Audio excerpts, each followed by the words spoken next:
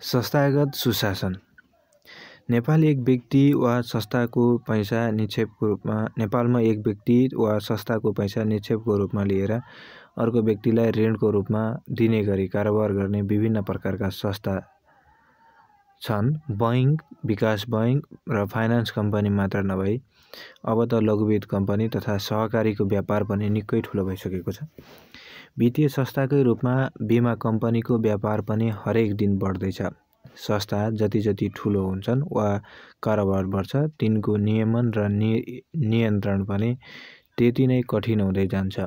आजको जमानामा संसारको कुनै पनि कुनामा भएको परिवर्तनले हाम्रो देशमा पनि तुरुन्तै असर गरिहाल्ने भएकोले नियमनकारी निकाय सधैँ चनाखो रहने गरेका छन्। बैंक, विकास बैंक, वित्त कम्पनी तथा लघुवित्त कारोबार गर्ने संस्था तथा सीमित सहकारीहरूलाई नेपाल राष्ट्र बैंकले प्रभावकारी नियमन गर्छ भने जीवन र निर्जीवन बीमा कम्पनीलाई बीमा समितिले फितलो नियमन गर्छ। सहकारीलाई नियमन गर्ने स्वतन्त्र निकाय छैन, तर त्यसको आवश्यकता दिन प्रतिदिन बढ्दै गइरहेको छ। बैंक तथा वित्तीय संस्थालाई नियमन गर्ने क्रममा नेपाल राष्ट्र बैंक सधैँ अब्बल रहिआएको छ। कम्पनी ऐन, बैंक तथा वित्तीय संस्था सम्बन्धी ऐन बाफिया, वर्षभरि आवश्यकताअनुसार जारी हुने विभिन्न निर्देशन र हरेक साल वार्षिक बजेटपछि आउने मौद्रिक नीतिको माध्यमबाट नेपाल राष्ट्र बैंकले बैंक नियमन र नियन्त्रण जारी राखेको छ। यति हुँदाहुँदै पनि समाजको परिवर्तनशील चरित्र अनुसार यदाकदा नियम कानुन चुक्दा ठूला वित्तीय अपराधका घटना नघटेका भने होइनन्। यस्ता घटनाले ती र त्यस्तै खाले संस्थाको छवि बिग्रने र जनताको पैसा जोखिममा पर्ने गरेका छन्। नेपालमा मात्र नभई संसारका हरेक जसो देशमा अहिलेको यस्तो जोखिम त्यस्ता संस्थाले दिएको ऋण बिग्रिएर भन्दा पनि संस्थाभित्रको सुशासनको कमीले हुने गरेका उदाहरण पाइन्छन्। संस्थागत सुशासनमा विभिन्न पक्षले के गर्नुहुन्छ र के गर्नुहुन्न भन्ने कुरा आउँदछ। यो कुरा कानुनले स्पष्ट रूपमा तोकेको हुन्छ। नेपाल राष्ट्र बैंकले पनि आफूले नियमन गर्ने सबै बैंक तथा वित्तीय संस्थालाई जारी गरेका एकीकृत निर्देशनमा समेत स्पष्ट रूपमा यसको व्याख्या गरेको छ। यसले संस्थाभित्र हुने अनावश्यक राजनीति तथा हस्तक्षेप रोक्न खाका तयार गर्दछ।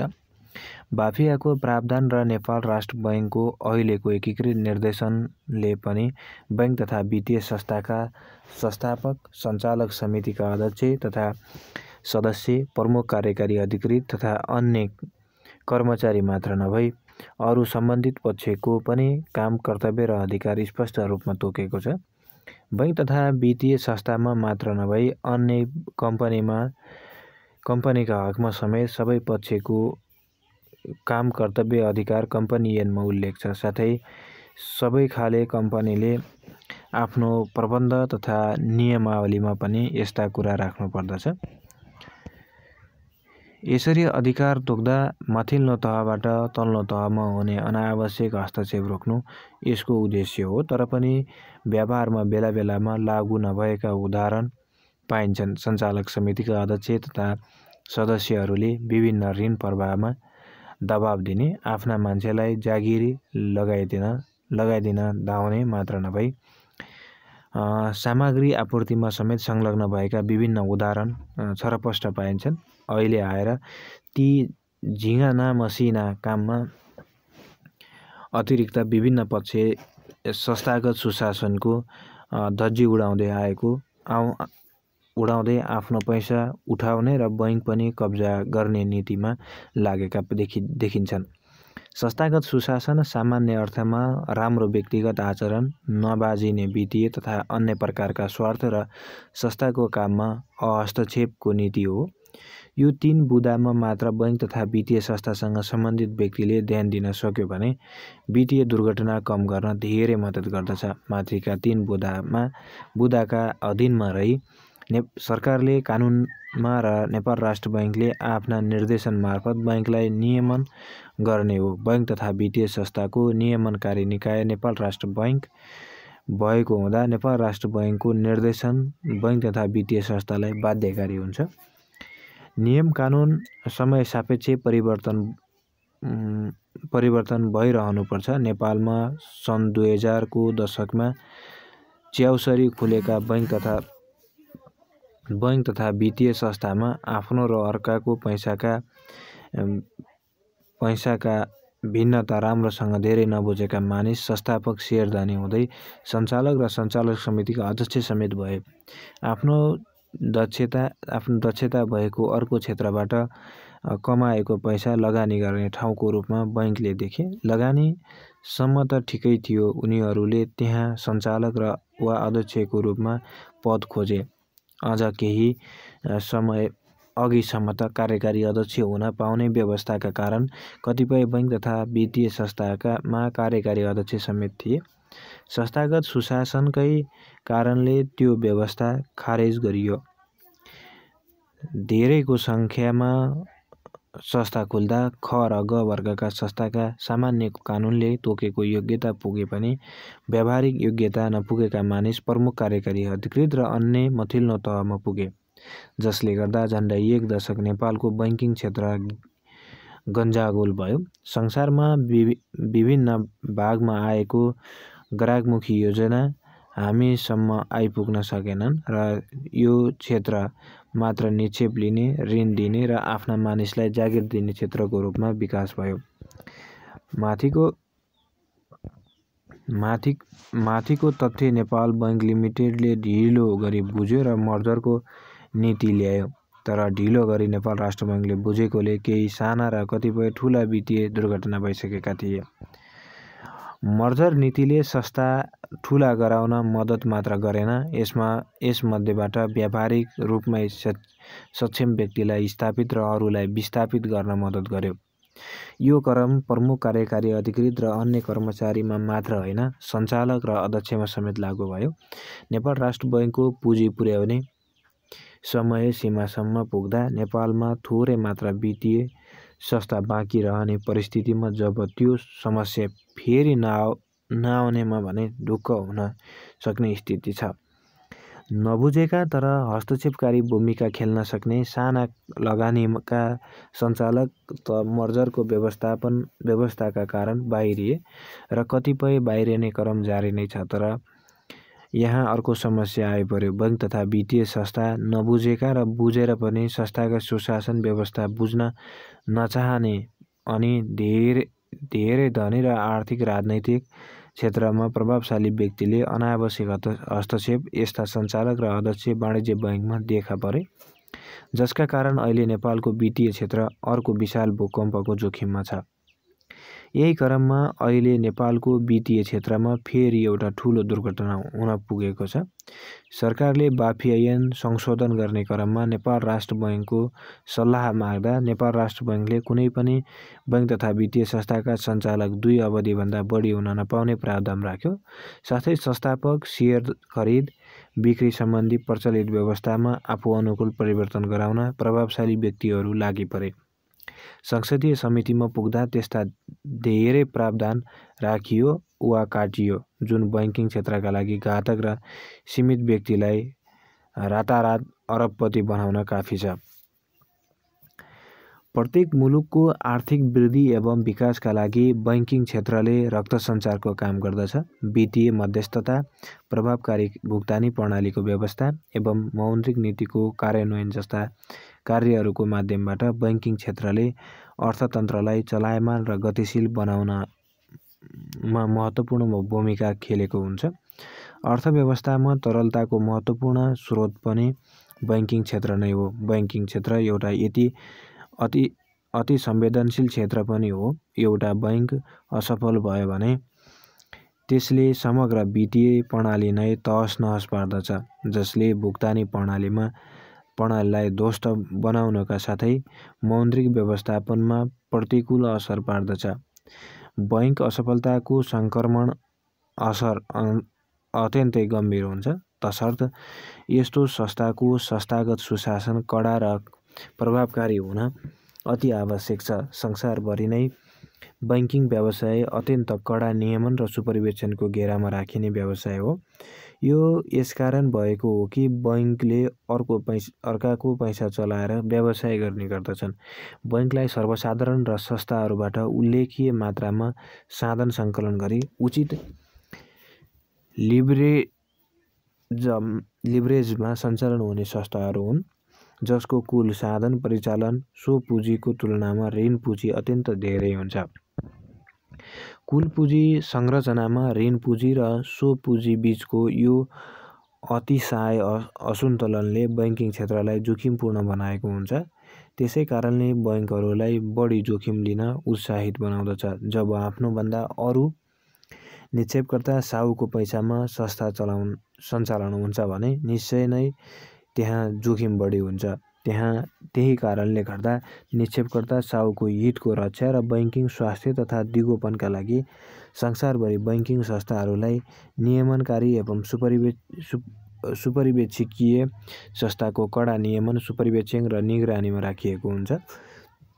बैंक नियमन सुपरिवेक्षणको लागत निश्चित नै उच्च हुन्छ, तर बैंकहरूलाई नियमन सुपरिवेक्षण नगर्दाको लागत झनै उच्च हुन्छ। बैंकमा निक्षेप राख्ने निक्षेपकर्ताहरू बैंकहरूको पोर्टफोलियो व्यवहारको बारेमा पूर्ण जानकार हुँदैनन् र उनीहरूले बैंकहरूलाई निगरानी गर्न पनि सक्दैनन्। यस्तो अवस्थामा ती निक्षेपकर्ताको हितको रक्षार्थ पनि बैंक र वित्तीय संस्थाहरूलाई नियमन र सुपरिवेक्षणको दायरा राख्नुपर्ने हुन्छ। नियमन तथा सुपरिवेक्षण गरिने प्रमुख क्षेत्र संस्थाहरूको संस्थागत सुशासन हो। संस्थागत सुशासन व्यावहारिक प्रतिष्ठानहरूलाई निर्देशित, नियमन र नियन्त्रण गर्ने प्रणाली हो। संस्थागत सुशासनको ढाँचाभित्र सञ्चालक समिति, व्यवस्थापन, शेयरहोल्डर र अन्य सरकारवालाहरूको अधिकार, उत्तरदायित्वको किटानी, संस्थागत उद्देश्य निर्धारण, उद्देश्य प्राप्तिका उपायहरू, प्रभावकारी आन्तरिक नियन्त्रण, उच्च स्तरको पारदर्शिता, आचार संहिता, सूचनाको पहुँच, कार्यसम्पादन अनुगमन लगायत समग्र संस्थागत निर्णयहरू लिनका लागि नियम र कार्यविधि समेटिएको हुन्छ। यो एउटा बहुआयामिक विषय हो। सङ्कुचित रूपमा संस्थागत सुशासनले संस्थामा सञ्चालक समिति र व्यवस्थापनले लगानीकर्ता र शेयरहोल्डरप्रतिको दायित्व निर्वाह गर्ने पद्धतिलाई जनाउँछ भने बृहत रूपमा समग्र सार्वजनिक उत्तरदायित्वलाई समेट्दछ। प्रभावकारिता, कार्यदक्षता, निश्चित उद्देश्य, निश्चित भविष्य र सामाजिक न्याय, पर्यावरणीय स्थिरता, जवाफदेहिता, पारदर्शिता र निर्मल खेल संस्थागत सुशासनका मुख्य विशेषताहरू हुन्। बैंकहरूको संस्थागत सुशासनको विषय केही विशिष्ट किसिमको हुन्छ। अन्य निजी कम्पनीहरूमा शेयरहोल्डर मुख्य सरकारवाला हुन्छन्, तर बैंकिङ क्षेत्रमा शेयरहोल्डरका अतिरिक्त निक्षेपकर्ता प्रमुख सरकारवालाका रूपमा रहेका हुन्छन्। शेयरहोल्डरको निश्चित पुँजीबाट स्थापना भई निक्षेपकर्ताको अरबौं रकमको कारोबार गर्ने बैंकिङ संस्थामा संस्थागत सुशासन सुदृढ हुनुपर्दछ भन्ने कुरामा दुई मत हुनै सक्दैन। बैंकिङ कारोबारका माध्यमबाट मुनाफा आर्जन गर्ने क्रममा उत्पन्न हुने वित्तीय जोखिम, सूचना अभाव, पारदर्शिता र आन्तरिक नियन्त्रणको अभावले बैंकमा तुरुन्त स्थायित्व ल्याउनका साथै यसको प्रणालीगत असर समग्र वित्तीय प्रणालीमा तुरुन्तै पर्दछ। तसर्थ बैंकले दीर्घकालीन अस्तित्व रक्षा र समग्र वित्तीय प्रणालीको स्थायित्वका लागि प्रभावकारी संस्थागत सुशासनको महत्त्वपूर्ण भूमिका हुन्छ। बैंकभित्र संस्थागत सुशासन कायम गराउने मुख्य जिम्मेवारी सञ्चालक समितिको भए तापनि कार्यसम्पादन स्तरमा नीति नियमनहरूको पालना गराउने गहन दायित्व प्रमुख कार्यकारीको हुँदछ। वास्तवमा सर्वसाधारणको धरोहरलाई आफूसँग राख्ने संस्थाका प्रत्येक तहका कर्मचारीहरूले सबै संस्थागत सुशासन पालना गर्नु अनिवार्य हुन्छ। नेपालमा बैंक र वित्तीय संस्थामा संस्थागत सुशासन कायम गराउने सम्बन्धमा नियमनकारी निकायको हैसियतले नेपाल राष्ट्र बैंकले अन्तर्राष्ट्रिय स्तरमा उपयुक्त व्यवस्थाहरू गरेको छ। सञ्चालकहरूले बैंकको दैनिक काम कारबाहीमा हस्तक्षेप गर्न नहुने, आफ्नो वित्तीय स्वार्थ गाँसिएको ग्राहकसँगको कारोबारमा संलग्न हुन नहुने, धितोपत्र दलाल व्यवसायीको रूपमा धितोपत्र कारोबारमा संलग्न हुन नपाउने, सञ्चालक आंशिक रूपमा काम गर्न नहुने, एकभन्दा बढी बैंक वित्तीय संस्थाको सञ्चालक हुन नपाउने, ग्राहकको जमिन तथा जायज यथा सम्बन्धी कारोबारमा संरक्षणको हैसियतले संलग्न हुन नपाउने,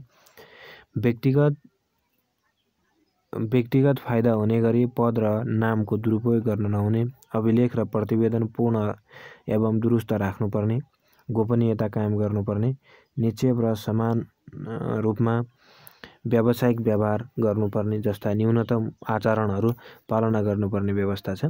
त्यस्तै कार्यकारी प्रमुखको सम्बन्धमा बैंकको सञ्चालक समितिको प्रचलित कानुन, प्रबन्धपत्र र नियमावलीको अधीनमा रही कार्यकारी प्रमुखको नियुक्ति गर्ने, कार्यकारी प्रमुखमा प्रचलित कानुनमा उल्लेखित योग्यता, अनुभव र गुणहरूका अतिरिक्त बैंकिङ कारोबारको लागि आवश्यक व्यावहारिक अनुभव, आन्तरिक नियन्त्रण गराउन सक्ने क्षमता, बैंक र वित्तीय संस्थाको उच्च तहमा कार्य गरेको अनुभव, बेइमानी र जालसाजीको आरोपमा सजाय नपाएको, निलम्बन नभएको, कालो सूचीमा समावेश नभएको जस्ता योग्यताहरू हुन जरुरी छ। यसका अतिरिक्त बैंक तथा वित्तीय संस्था सम्बन्धी ऐन 2073ले पनि संस्थागत सुशासनको बारेमा विभिन्न बुँदाहरूमा उल्लेख गरेको छ।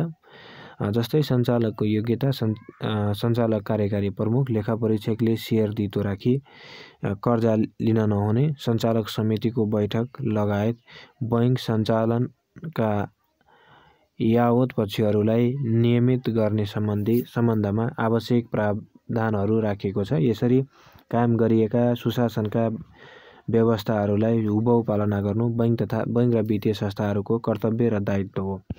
यसका विशेषताहरू संस्थागत सुशासनको सञ्चालन सम्बन्धी कार्यविधि, नीति, रणनीति तथा कानुनको पूर्ण रूप हो। यसले कम्पनीको व्यवस्थापन तथा सञ्चालनका सम्बन्धमा प्रशासन, निर्देशन र नियन्त्रण गर्दछ। संस्थागत सुशासन कम्पनीको सञ्चालन सम्बन्धी आधारभूत मान्यतामा आधारित सिद्धान्त हो। यसले कम्पनीका सञ्चालकहरूको जवाफदेहितामा जोड दिन्छ, कम्पनीको काम कारबाहीमा पारदर्शिता माग गर्दछ, कम्पनीका सरकारवालाहरूबीचको सम्बन्ध स्थापित गर्दछ, कम्पनीका सेयर होल्डर, कर्मचारी, ग्राहक, ऋणी, साहु आपूर्तिकर्ता तथा नियामकहरूको अधिकारको आवाजलाई मुखरित पार्न प्रयत्नशील रहन्छ। समग्रमा कम्पनीको वास्तविक लेखापरीक्षण, सञ्चालक समिति तथा व्यवस्थापनको सङ्गठन र कार्यविधि, संस्थागत जवाफदेहिता एवं पारदर्शिता, प्रतिबद्धता, आर्थिक पारदर्शिता एवं सूचनाको सम्प्रेषण, कम्पनीप्रति अपनत्वको भावना, निर्णयात्मक संयन्त्र मार्फत शेयरधनी र साहु तथा शेयरधनीहरूको कल्याण अभिवृद्धि गर्दै सरकारवालाहरूबीचको असमञ्जस्यता न्यूनीकरण गर्नु, कम्पनीका सरकारवालाहरूको हकको सुनिश्चितता प्रदान गर्दै आर्थिक समृद्धि हासिल गर्नु यसको मुख्य उद्देश्य हो। व्यावसायिक मूल्य मान्यतामा आधारित व्यावसायिक आचरणलाई आत्मसात गर्दै कम्पनीका संस्थापक, शेयरधनी, लगानीकर्ताहरूको हित संरक्षण गर्दै कम्पनीप्रति सरकारवालाहरूको अपनत्व वृद्धि गर्ने उद्देश्य र महत्त्व। स्वच्छ तथा व्यावसायिक मूल्य र मान्यतामा सञ्चालित कम्पनीबाट नै शेयरधनीको हक सुरक्षित रहने, लगानी प्रवर्धनमा उत्साह आउने र समग्र रूपमा व्यावसायिक सफलता प्राप्त भई आर्थिक समृद्धि प्राप्त हुने भएबाट पनि कम्पनीको सुशासनलाई आजभोलि सर्वाधिक महत्त्वका साथ नवीन आदर्शका रूपमा लिइन्छ। अतः संस्थागत सुशासनको महत्त्वलाई निम्न रूपमा बुझिन्छ। कम्पनीको आन्तरिक नियन्त्रण तथा लेखा परीक्षणलाई वस्तुगत बनाउन, बाह्य लेखा परीक्षकको स्वतन्त्रता र तिनीहरूको लेखा परीक्षणको गुणस्तरीयता परीक्षण गर्न, व्यवस्थापकीय जोखिमको अध्ययन गर्न, आर्थिक विवरणको तयारी एवं आवश्यक प्रबन्ध गर्न, प्रमुख कार्यकारी अधिकृत अन्य कर्मचारी तथा कर्मचारीको पारिश्रमिक तथा सुविधाको पुनरावलोकन गर्न, सञ्चालकले निभाउनुपर्ने भूमिकाको विश्लेषण गर्न, सञ्चालक समितिमा मनोनित हुने व्यक्तिहरूको चयन पद्धति निर्धारण गर्न। त्यसैगरी अर्को टपिक छ कमजोर संस्थागत सुशासन। व्यवस्थापनमा गुटबन्दी, सीमित व्यक्ति र वर्गमा निर्णय अधिकार केन्द्रित गर्ने, बैंकसँग सम्बद्ध व्यक्ति, नयाँ पदाधिकारीहरू बैंकले लगानी गरेको परियोजनामा अप्रत्यक्ष रूपमा सहभागी हुने, आपस सहमतिमा एक बैंकले अर्को बैंकसँग म्युचुअल बेनिफिट करार व्यक्तिगत लाभ लिने, कर्मचारीहरूको भर्ना तथा छनौट पारदर्शिता एवं पूर्ण प्रतिस्पर्धात्मक प्रणालीबाट नगरी नातावाद र कृपावादको आधारमा गर्ने, संस्थाको एवं सञ्चालकको छोटो अवधिमा नै अधिकतम रूपमा प्रतिफल लिने मनसायले बैंकिङ प्रणालीको मान्यता अनुसार राख्नुपर्ने, रिजर्भ्स एन्ड प्रोभिजन पर्याप्त मात्रामा नराख कृत्रिम मुनाफा देखाउन उत्प्रेरित गर्ने गराउने, कार्यकारी पदमा बस्ने सञ्चालकहरूले कार्य सम्पादन क्षमता तथा बैंक तथा वित्तीय संस्थाको नाफाको स्थिति, नाफाको भविष्य आदिलाई विचार नगरी आफ्नो तलब भत्ता एवं सुरक्षा एवं सुविधालाई महत्त्व दिने र संस्थाले धान्न नसक्ने खर्च सिर्जना गर्ने, बैंक तथा वित्तीय संस्थाको बोर्ड अफ डाइरेक्टरमा योग्यता, क्षमता र अनुभवलाई भन्दा पनि बढी लगानीको अनुपात र व्यक्तिगत हैसियतलाई प्राथमिकता दिने गर्नु, एक व्यक्ति वा समूहले धेरै संस्थामा लगानी गरी नीति तथा सामूहिक लाभ लिने, व्यवस्थापनमा रहने असक्षम व्यक्ति एवं समूहबाट भएका गलत निर्णय एवं कारबाहीबाट हुने क्षति, कमजोर एवं अपारदर्शी आन्तरिक लेखा परीक्षण र नियन्त्रण, सञ्चालक समितिमा आफ्नो स्वार्थ अनुकूल व्यक्तिलाई चयन गर्ने, बैंक तथा वित्तीय संस्थाको केही प्रमुख कार्यकारी अधिकृत तथा अन्य उच्च पदस्थ अधिकृतद्वारा संस्थाको हितभन्दा पनि आफ्नो व्यक्तिगत हितमा ध्यान केन्द्रित गर्नु, कम्पनीप्रति अपनत्वको भावनाको अभाव, आर्थिक अपारदर्शिता एवं कमजोर सूचना सम्प्रेषण।